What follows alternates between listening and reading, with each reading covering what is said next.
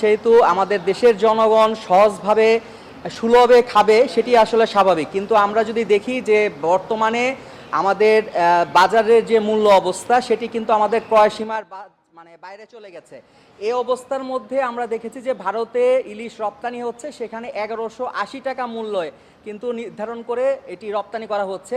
এবং এই ক্ষেত্রে যেটি এনবিআর থেকে আমদানি করার জন্য যেই পরিপত্র রয়েছে সেটিও কিন্তু পুরনো আপডেট করে কিন্তু সেটি নির্ধারণ করা হয়নি।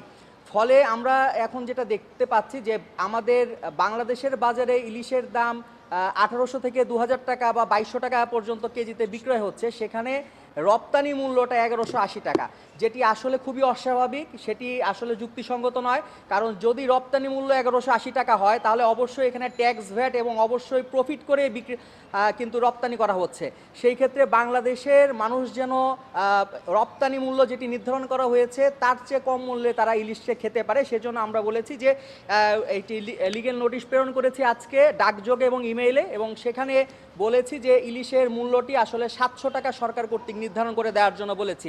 এটির একটি অন্যতম কারণ হচ্ছে যে এর কোনো উৎপাদন কোনো খরচ নাই, শুধুমাত্র আমাদের পরিবহনের কস্টিংটি কিন্তু এখানে আসে, সেই ব্যবস্থাটি নিশ্চিত করা। এবং একই সাথে এইখানে কয়েকদিন আগে আপনারা লক্ষ্য করে দেখবেন যে জাতীয় ভোক্তা অধিকার সংরক্ষণ অধিদপ্তরের পক্ষ থেকে অভিযান চালানোর হয়েছে কয়েকটা জায়গাতে, সেখানে তাৎক্ষণিকভাবে ইলিশের মাছের মূল্য কিন্তু অনেক কমে গেছে।